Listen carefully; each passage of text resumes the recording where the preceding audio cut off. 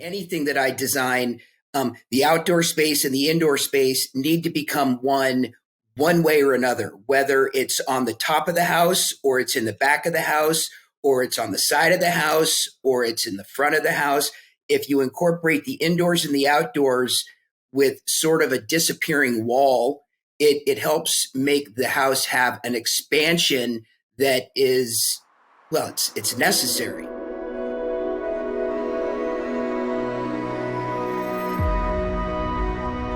Welcome to Titans of Trade. I'm your host, Constance Dunn, and today we have a real builder's builder plus an artist whose innovative custom luxury homes can be found from the ocean and increasingly in the mountains. Welcome, Steve Lazar. Thank you, Constance. Thank you for having me. Yes. So quite a few years ago, I walked upon one of your new designs in Manhattan Beach, California, and I was very, very impressed by a couple of things. And one of the things I was impressed on was to see a builder, contractor, but you had your bags on, your framing boots were trashed out, and you clearly had the respect of your crew. And I think that's very, very impressive because you're not just like, yeah, I'm like a designer and developer. You're really in there doing it. So I want to hear about your origins in construction and building. Wow. Yeah. The origins. I certainly started out at the bottom of the barrel. I was the guy who was made fun of. I was the guy who went and got coffee. And as soon as I was done getting coffee, they'd say, oh, okay, now just in order to get you off the project, let's send you down to the hardware store and go get some nails. What kind of nails do you want? Just get some nails. We really just want you out of here. And when you come back, there's a pile of shit over there. Can you move that? Or trash? I mean, go clean that up. Go do this. Go do that. Lunchtime, they'd give me a list of things to go get for their lunch, and we'd all enjoy lunch together. And then we'd all get up to put our bags back on and go to work. And I would fall over because I'd grab my bags and they were nailed to the floor. So, I mean, they truly, I was really the bottom of the barrel. I was just a grunt, but I was able to be a grunt and enjoy it because I was 18. I was outdoors. I was working. It, worked very well with my world and my life and college and whatnot, that I could always go to work and always have time to do what I needed to do if I had to, whether it be study or whatever. Now, are you an LA boy? Are you a native? I've been here since 72. Dang. So I moved to LA when I was 11. And so I've been here for 50 years and I just now am on my way out the door. I've been here for a solid 50. Right. And it's funny, especially just the South Bay and people who are listening, who are familiar with it. I've known a lot of people who were in the trades, but also surfers and tough guys who drove trucks around. And were you one of those guys? Tough guy, I'm not sure if that would be, but yes, truck, and yes, surfboard in truck at all times, because you sometimes don't get to adjust your workday around the surf. No, wait, I said that exactly wrong. You do adjust your workday around the surf because if the surf is good, you go and then you go back to work. Or you continue surfing if it's really good and you just call in sick for the day. But yes, I did spend many a days surfing when I could have been working because you kind of have to go with what Mother Nature dictates. Right. Now, were you a skateboarder as well, or are you a skateboarder? Not a skateboarder like today's skateboarders. Tony Hawk, no way. I'm not like a freestyle skater. I come back from the days of like Super Surfer and Stoker, Cadillac wheels. I mean, this is when skateboarding went from clay wheels and ball bearings to polyurethane or urethane wheels and encased ball bearings. And so that was the transition that I lived through, but I did not become like these crazy guys who go 30 feet in the air and are doing flips. Right. So, and it's funny, the reason I'm bringing these up is because both of those worlds seem to have a lot to do with some of your designs. And people that might be listening to this, you are known at the lifeguard tower in Manhattan Beach, that's a very significant piece of work that's yours. And it really ushered in my eyes, this idea of these visual references. Of course, it references the lifeguard tower, but you brought in certain elements, certain features in that work, which I would see in other works of yours, but also I would see in then other works in the South Bay that had some similarities to something that you could kind of put on the map. And I was curious about, in that home, the lifeguard tower, and if you're watching this on YouTube, you will see it. If you're not, check it out, or check out the lifeguard tower, really interesting piece of architecture. Some of the features that you integrated in there that you saw that became kind of standards, we'll say, in luxury modernist homes. Lifeguard tower was a concept waiting to happen. It was always in my mind. It was always something that I wanted to be able to put together. And when I found this piece of property, I was just waiting for the right venue. That was all it was, just waiting for the venue. A corner lot is clearly a designer's dream, because you get to see the house from multiple points of view, not just from the front. But in this case, you get to see it from 3 points of view. The downward sloping terrain made it so magically perfect that I could do more of what I wanted to do just based on the terrain, and then the underground parking and the whole house being built on stilts. It just was the perfect location when the time came. It was just like magic. This is it. And finding a great location is really hard to do, especially in the beach cities, because the locations are so limited. I mean, the square footage of that piece of property is 2,400 square feet. Yeah, that's a 30 by 80 lot, 2,400 square feet. So I had the minimum amount of space to figure out what can I do. And now that I work in Utah as well, I'm working on 2 acres. So the creativity is absolutely, there's no more restrictions. It's like the sky's the limit. Do what you can. And so on the lifeguard tower, how much square footage of living space did you get out of that little lot? About 3,400 square feet, because it's layered into a basement and then a living level and then a great room. And then the crow's nest on the very top is one room with a bathroom, and then a walkout deck that's about 1,200 square feet with an unlimited view of the ocean from the south to the north. And the crow's nest, I saw you had this feature in subsequent designs, because you've done a lot and they're all very different and beautiful. But one of the things I never forgot that you told me the first time I went onto one of your job sites to interview you for a project, you said something to the effect of, yeah, people put decks, they put outdoor spaces, but there's got to be something to do up there. Otherwise, they're going to go up a few times, watch sunset, have a glass of wine, and never go up there again. So you are like a master of creating things to do in open air spaces. And I just love that was one of your ideas, because I always look for that now. So that's not a question.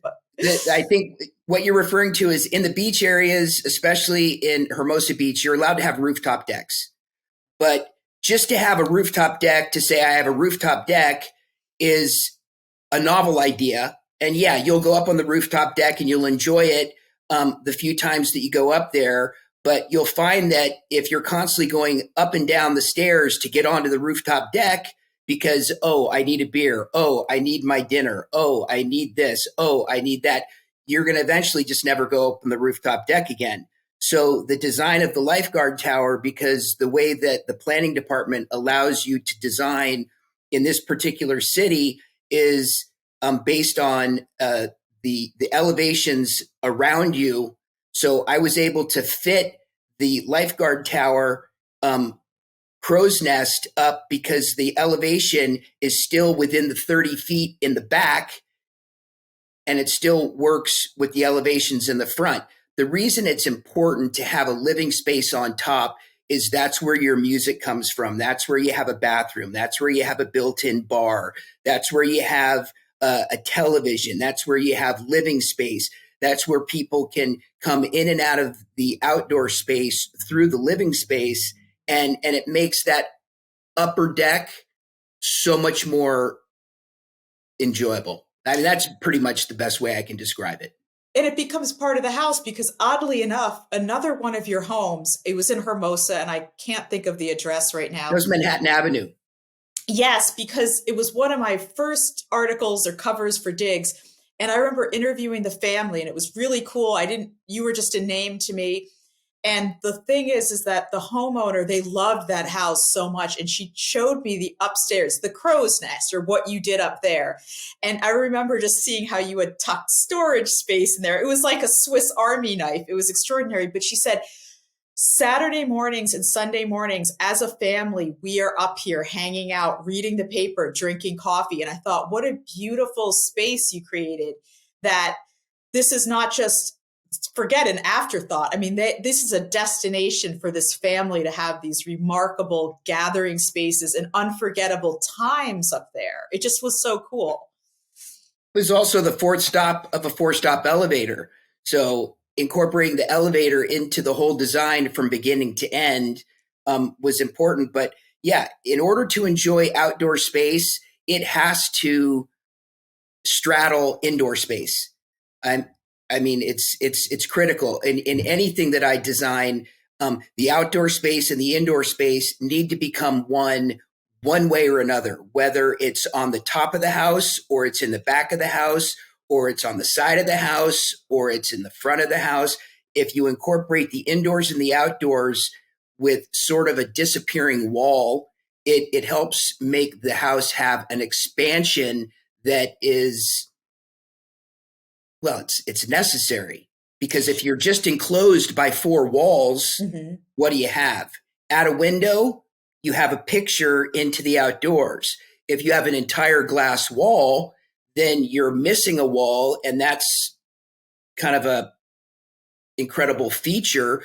But if that floor also extends beyond that wall and you have a deck from that room, now your room has a vast sort of, it's like you're defying one wall of the room and the space becomes magical. And I love that. And this is for people listening. This is not just for warm weather locations, because you've recently moved to colder locations where you're doing the same thing. You're really just transposing these concepts into a different canvas. But before we move on from the lifeguard tower and some of your ocean, not just the lifeguard tower, it's a theme that you see in your work, in your portfolio. Up on the crow's nest, you do something interesting with windows, and that's another aspect taken from lifeguard towers. What do you do with the windows up there? You make all those windows are sloped at 7 degrees, which is the actual opposite of the base of the building is at 7 degrees. The posts that hold up the front of the house where you drive under the house to get to the garage are also at 7 degrees. So I flared them at 7 degrees because when in a true lifeguard tower, if there's glass, you put the glass at an angle so that it eliminates a lot of glare. So yes. they can actually see what they're supposed to be protecting is people on the beach. So that was you could say whimsical or gimmicky or whatever, but I think it added to the definite flair of what the house did, because the house came out of the ground at 7 degrees. And then when it got to a certain collar point or area where it was kind of like, then it flared out at the opposite 7 degrees. And then I did the really, really narrow eave line where the copper came to a razor's edge. I mean, it comes to a point that is so sharp. So that was all just part of the feature to give it flair. Yeah. I mean, if you don't have flair, what do you got? You just got a box. Yeah, but it's more than flair. It's practical as well. And I'm sorry, the windows, there was something about them. They weren't just sliding windows. You have them like when you go to open the windows, there's something unusual about this Right. too. Because the windows are at an angle. There's two things. They have a material on the outside that's reflective, so that when you look up at the house, it's reflective. You can't see into the house unless it's nighttime when the lights are on and it's dark outside. Then you can see in. But when you look during the daytime, a lot of those were reflective glass pieces. And then the door, because the door is at the same angle, I had a hydraulic system where the main door was pieced into three pieces. It had two suicide doors that were opening towards each other. And before you could open those two doors, you'd have to disconnect the main top of the door, and it was on hydraulic lifts, and it would push up. So you would walk under the hydraulic lift and the two doors would open. And now, in order to make this work really well, because of weather, it was, of course, underneath an incredibly large eave, so that when there was, obviously weather problems, it worked out fairly well. Right, right. And it's funny because I could talk to you for a long time because there's so many other things that are coming up about how your homes have a tendency to look even more beautiful as they wear, and the things that you've done to create that with the copper. And so that's just another thing that you were integrating very early on. I want to talk about is it Deer Valley? Deer Vista is 10 minutes east of Deer Valley. So there's a little preserve, a little HOA called Deer Vista. Okay. And so I thought when I heard that you were building now in the mountains in a different territory, I'm like, wow, I think of him so much like a beach designer, beach builder. But what you're doing there has a lot of similarities to what you've been doing in your career in California. So I'm curious about how you're integrating the outdoors, how you're connecting indoor outdoor in Deer Valley, which is by Park City, around 20 minutes, right outside of Park City, Utah. It's just 10 minutes east. Oh, okay, 10 minutes east of Deer Valley and 10 minutes east of Park City, in slightly different directions. So the concept is very similar. The idea is a house should be evolving out of the earth. It instead of being placed upon the earth, if it's evolving out of the earth and it becomes sort of like connected to the atmosphere, I think it adds to the flair.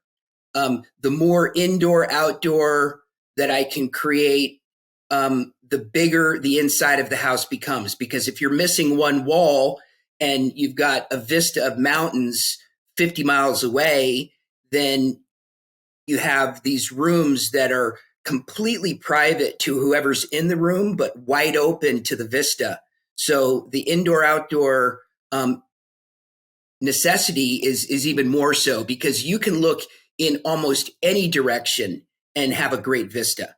The only thing I don't want you to see is a neighboring home that's too close by, or something that maybe is not a good sight line, whether it would be a freeway or a little development or something else. So when we get to that point in the framing, we might raise a sill or change a location of a window slightly this way or that, and say, this is the picture I want.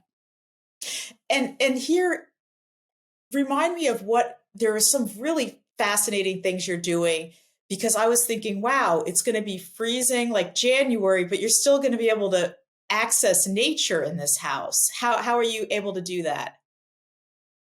Well, other than just the winter months, I mean, all year round, Utah is an amazing area for outdoor sports, whether it's in the winter and you're snowboarding or skiing, or you're ice skating, or you're walking in the snow. I can't tell you how many people walk with snowshoes on or go cross-country skiing. I mean, it's clearly something I wouldn't do because it looks way too hard. But these are outdoor people. And then for maybe 2 months of the spring, in fact, right about now, most of Main Street in Park City is closed for about 2 months until the summer season starts. So this is the muddy season. So it's a little bit muddy now. and it makes it a little bit harder to enjoy the outdoors because the snow is melting and it's not yet summertime, so it's the muddy season, so there's not as many people around. But come summertime, hiking, biking, horseback riding, and then when you bring it back to the house, the whole indoor outdoor is totally important, because if you open up all the doors to the house and you bring the outdoors in, your house is just much more grounded in your atmosphere. Right, right. And didn't you do something in the house that you have like sliding walls of glass or something? And remind me of that. Or Yeah. you have On the far left and the far right of the picture you're looking at right now, the far right is the master bedroom. The master bedroom is surrounded by that focal point, which is a fireplace. To the left and to the right of the fireplace are bifold doors and glass returns, a glass clear story, so that when you open up those doors, then that deck becomes part of the bedroom. Similarly, on the left side, and a much smaller version, that's the guest suite. So notice the guest suite is clearly on the other side of the house. If you look to the right of the guest suite, you see a set of stairs right behind that very vertical glass. Those are the stairs that take you downstairs. Well, just beyond those stairs is a bridge that takes you from the great room to the guest suite. So as you walk across that bridge, it's almost like you're walking outdoors, because that atrium below you is going to have the capacity to have 20-foot tall trees and foliage. So as you walk down those stairs to go to the kids level and just a whole other section of the house, you're walking through a huge atrium. right. And that's something that I've seen before in your works. One of your homes, the butterfly house, I believe, had a tree inside it growing up. Is that right? Yes, yes. The whole house, the whole butterfly roof house was designed around, again, this whole idea of how do we integrate indoors and outdoors in such a way that will make the house, well, it kind of has a special sort of an aura. You know, I of course I didn't want it to become gimmicky, and it didn't, but it's a really interesting way to put those two elements together. Because again, I tell you, if you can fuse the indoors and the outdoors, whether that means bringing outdoor features into the house or making it so that the indoors and the outdoors become one way or another, it's just my style. It is. And one of the things that I happen to see on here is the amount of glass. So the glass, I guess, industry has innovated enough that this is feasible. I just think that's extraordinary, because 100 years ago you wouldn't be able to have this in Utah. Is that accurate? I mean, what's going No, on? that's totally accurate. The two things that become the real part about glass is where there's glass, there's no structure. Where there's glass, there's a lot of heat exchange, whether it be winter, cold, or summer heat. So we now have dual glazed glass, and they get better and better and better thermal capacity glass, so that we can always keep our houses nice and cool in the summer and very warm in the winter. The other part about when there's a lot of glass, it means you have to have a lot of steel, because when there's glass and there's no wood, as in panels, you have to replace the panels of a traditional house with steel so that you have lateral support. Because even though in Utah there's no earthquakes, there's still a lot of snow load. There's wind shear. There is some sort of movement. So you have to have the house engineered with lateral support. And so the more glass that you have, the more trickier ways we have to create lateral support, versus you do when you see a traditional home where there's a lot of panels of whether it be brick or siding or stucco or whatnot, and then placed windows here and there. This is the south elevation of the house that you're looking at right now, and it's directly facing a perfect trajectory of the sun from morning till night, and it's facing the Jordanelle Reservoir. So it's an amazing view, and just beyond it is snow-capped mountains. Right, right. So you don't want to have anything but view. Right, right. It's really fascinating, and you're able to. I know one of the things that's you can do is you're always pushing the envelope. Your houses look very different than other homes, even in areas where there's a lot of like architecture and very thoughtful design going on. Yours always look a little different. And I'm curious about the inner experience of being a builder and a designer when there's a lot of money on the line, there's investors, there's a timeline, there's profits. You have to consider all those things, and you're going to go, hey, I'm going to do something we've never done before. Is that a scary feeling? Are you addicted to that rush? What's that like? Because I would be just like, yeah, we're going to do something really basic. I mean, I want the sure thing. I'd be freaked out, but you're not. You like it. Tell me about it. Well, because I'm creative by nature, as I live through a building, a lot of things come to me while I'm there. Okay. Oh my God, this would be so perfect. Let's do this. We'll do this, and then we'll let it do that, and then we'll extend it over to this, and then we'll do that. So, like for instance, at the house that you just had a visual of, that house, that piece of property had two different planes of topography coming together. So clearly, that was a water path for thousands of years through the entire HOA. Okay. And so because those two planes came together, the natural inkling is to put a water feature above the house that pours into an area right by the front door. And then when you go to the other side of the house, because the topography comes together in that same natural V, it would make so much sense to have another water feature look like it's coming underneath the driveway and the motor court, and then it pours out on the other side.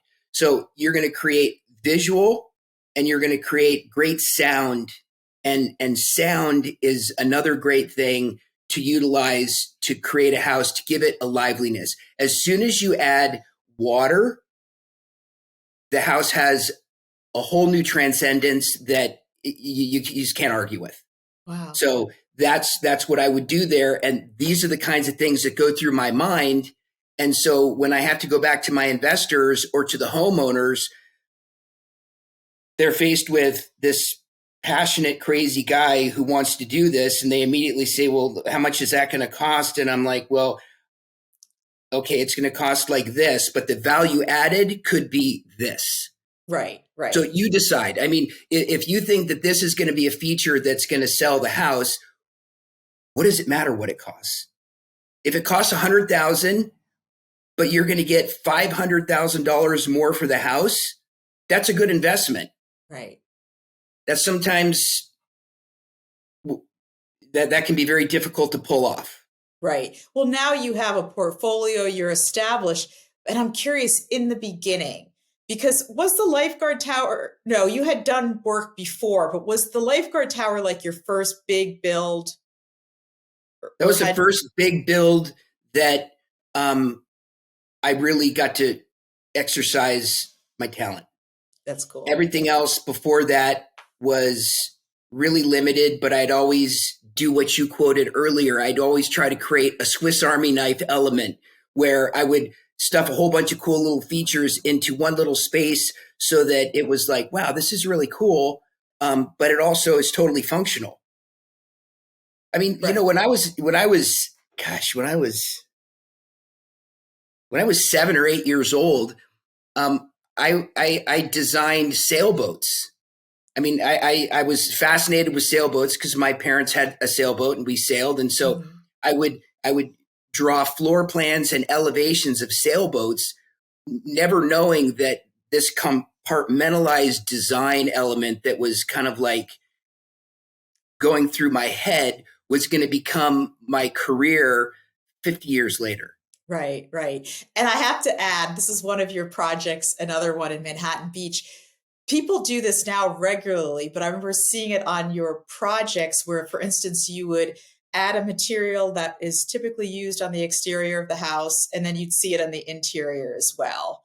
I know that's a thing that's done, but I remember seeing like shiplap and how pretty it looked years ago, years ago. So just something. Yeah, well, I mean, if you can reintroduce this is the lifeguard or this is the butterfly roof house right now, and if you can reintroduce an exterior element on one or two feature walls inside the house, then it becomes just that, a feature. If you do it too much, I think if some is good, more is better is really not the way to go. In Right, order to create a feature, it has to be just that, a feature. right. So it's very important to have um, uh, to know when is when. You know, when is Yeah, when is like restraint, architectural restraint. Having okay, it's enough. right. Because if you just keep doing it, it's like, oh my God, it's just too much. Right. And I remember you saying that to me once. I'd be curious about how many houses of yours I've written about because they're always curious. And I always like to go to the job site because you point out the minutia and the reason why you did it. And it was always fascinating to me, the thoughtfulness behind it. But going back to that, I remember you saying something like, you have to know when is when, or when you've reached like the point. How do you know that now? Is that now an intrinsic thing? You just know when enough is enough? A lot of times I just have to sit and stare at things Mm. and decide when is enough. I mean, like for instance, in what we're looking at right now, I look at it now and I think I may have pushed the envelope, maybe just a notion too far because that Mangaris wood. I mean, when you look at this house from straight on, it looks like, oh, it's just all this Mangaris, and look at the ceiling, the eaves, everything. It's just like it's overdone. But if you look from you walk around this building, it works better. Maybe if I would have looked at this year, this house is 20 years old. If I were to redo this again, I might change the direction of the wood on the upper area that's most closely towards us on the upper element with those two windows in it. But knowing when to do it, that's just a matter of that comes with experience. Okay. And I do believe that less is more is very important. And people don't even understand when less is more works. It's because they don't notice something is overdone. Mm. It's so easy to see it if it is overdone. If it's not overdone, then it works. And why Mangaris wood on this build? Mangaris wood at the time was like poor man's teak or Mm. poor man's mahogany. It was readily available. It was in the teak and mahogany family. It behaves like teak and mahogany, but at the time it was a much better price point than teak or mahogany. So it just was the one to choose. As a point of reference, just on the butterfly roof house that you're seeing there, all those brown colored posts are steel in the front section. And then if you look back behind that, then you see all that black. So the black behind it is the actual glass, and the inside of the house, the part that is projecting out is actually the outside of the house. And you don't recognize that till you go through the doorway in the center and you go under that. And then you realize you're under this entirely huge butterfly roof and you're protected from all the rain, but you're still outside the house. And that has something to do with the rationale with your decision. The slope of this home is the slope of the roof is very Right. unusual. And if anybody is just listening to this and just check out is it called the Butterfly House in Manhattan Beach? Yeah. How would they find it online? Butterfly Okay. roof house in Manhattan Beach. Right. And there's two things going on. It's not only a butterfly roof, but it's also sloped at a quarter inch per foot backwards so that water not only travels into the center, but it travels backwards. And then where all the water collected, I had like a 4 was not redundant. It was a double redundant drainage system with overflows so that all the water that drained out to downspouts and out to daylight. And never once in 20 years have I had a call regarding the any water problems with this roof. But it's sloped backwards, which helps direct all the water to one area. I see. And why would you don't see butterfly roof houses very often? Or is that's one of the reasons? Why would one choose that silhouette? Well, Aesthetics? it's two things. The eave is facing upward instead of downward. If you have a downward eave, the sun goes away much earlier in the day. If your eave is flared upwards, then the sun lasts a lot longer. So the natural sun and its natural indirect sun still works longer in the day, is a function. It's also, well, it's a style. And believe it or not, in contemporary homes, and I see a lot of it in Utah now, butterfly roof systems are used a lot. Are they? Oh, they are. Okay. But even with a snow load, you have to have a snow load of 200 pounds per square foot, and they're still used a lot. All Because, I right. mean, you think of it, geez, where's the snow going to go? It's just going to sit and collect, but you still see them a lot. That's awesome. You know, it's funny. I think the mountains, you've been spending a lot of time in Utah. It agrees with you. You have like a Josh Brolin thing going on visually. It's really interesting because the last time I saw you, you were like a surfer skate South Bay dude. It's just interesting. It Well, I'm agrees with also, you. well, thank you. I'm also getting certainly older, but yeah, no, I enjoy the rugged terrain of Utah, and I'm gonna let my hair down. That's cool. Well, it's funny. I want to do a bonus round and ask you some quickie questions. All right. Okay, so I get like 10-second answers. No, they can be longer, but because I could talk to you about building and design because it's very interesting going through one of your builds with you. The things that are pointed out, like okay, I'll just add one more. One of your recent homes in Manhattan Beach, I loved the homeowner. She's a filmmaker and she's from Eastern Europe, I believe. And she showed me how you integrated, I believe it was crystal and gold together because that references her homeland. But you had done it so cleverly and so subtly because you think crystal and gold, the super modernist contemporary home. But I'm like, how Steve Lazar to be thoughtful in that way and integrate it very skillfully. So it's not like you're getting, gnarly gold chandeliers. It's just like, that's Steve. No, it was kind of a risky move because it was something that I knew would appeal to her, Right. but it was really pushing the envelope for me. And then on the same house, without really being a part of the original design, an idea came to me on the walkway from the pre-entry or from the street to the front door, and I made street lamps. So there was 11 street lamps that lined this whole walkway to the front door. And when they were finally done, custom built, installed, and glowing with, nice low voltage lights, she looked at them and she opened up her phone and showed me what street lights in Czech Republic look like. And she said, "How did you know?" And it was just it's because they're very simple, but the idea that they looked like street lights from Czech Republic reflected an image that she enjoyed. And it just was one of those things that happens while I'm on the job. Is there like a moat in that house?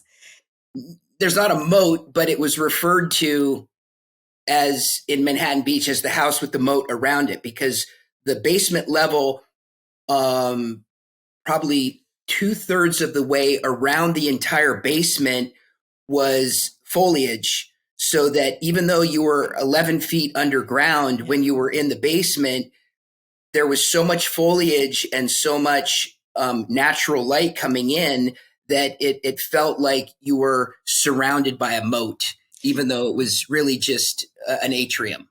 And that's extraordinary because there's lots of lower levels. And I know that's another area of expertise that the gnarlier the elevation is and the gnarlier the dig, the subterraneanness is, the more you're going to have fun. And that's an extraordinary lower level that there's no way it's like there's greenery and sunlight blasting in a beautiful way. It's just that's nice job is what I'm Thank you. saying. It's a basement without being a basement. Yeah, it's like that's why it's funny. I always call those lower levels because I'm like, it's not a B, because basement immediately evokes like, oh, gnarly, like I'm cistern. underground. Yeah, How do I get out? I'm yeah. stuck. All right. So your degree, your college degree, is in what? Economics. Why economics?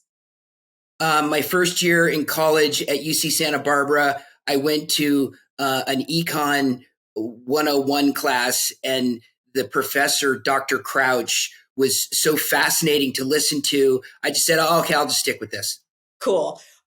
Your most interesting or favorite job outside of build design, construction. So, I'm not sure I understand the question. oh, sure. So your favorite job that has nothing to do with construction or building or design, like a job that maybe you did when you were a little kid, like delivering papers or some Oh, weird, like I worked at a health food store, loved it. Still one of my favorite jobs.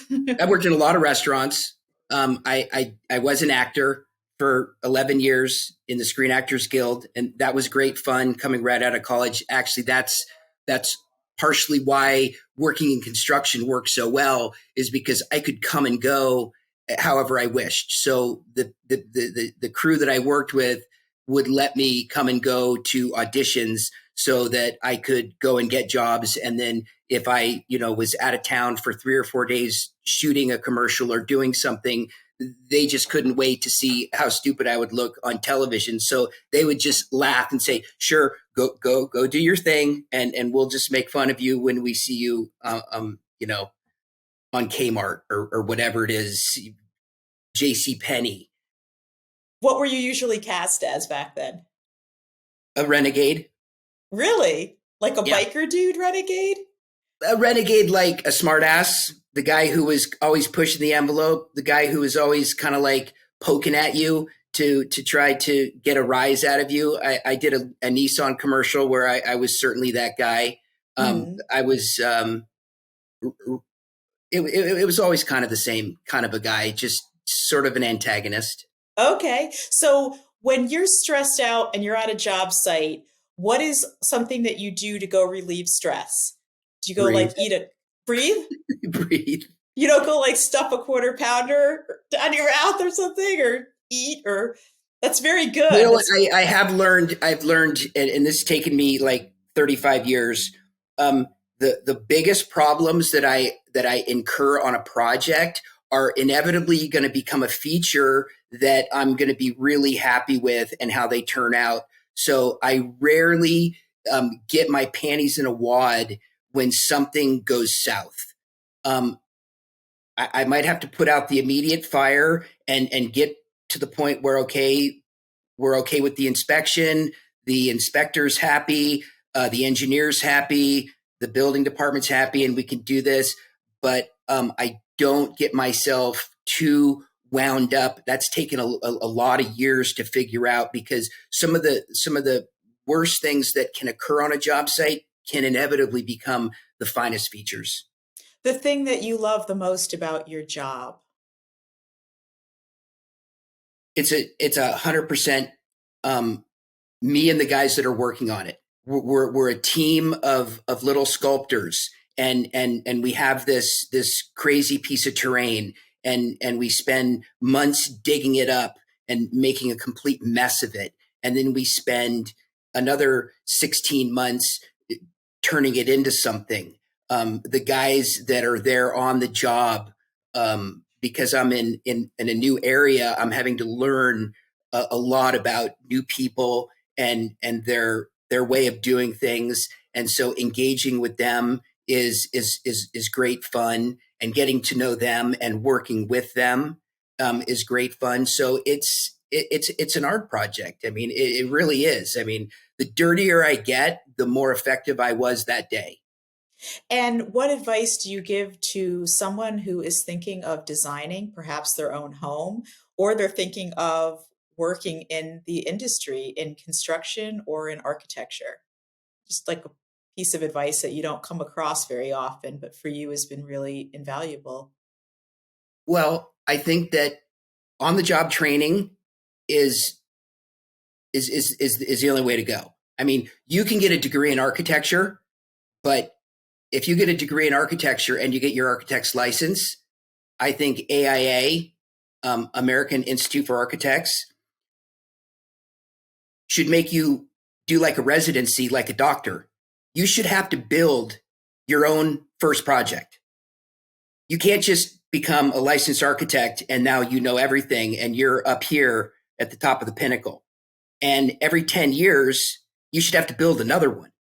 Because if you don't know anything about actually doing what you put on paper, then I don't think you're really prepared to answer the questions for someone who is doing it.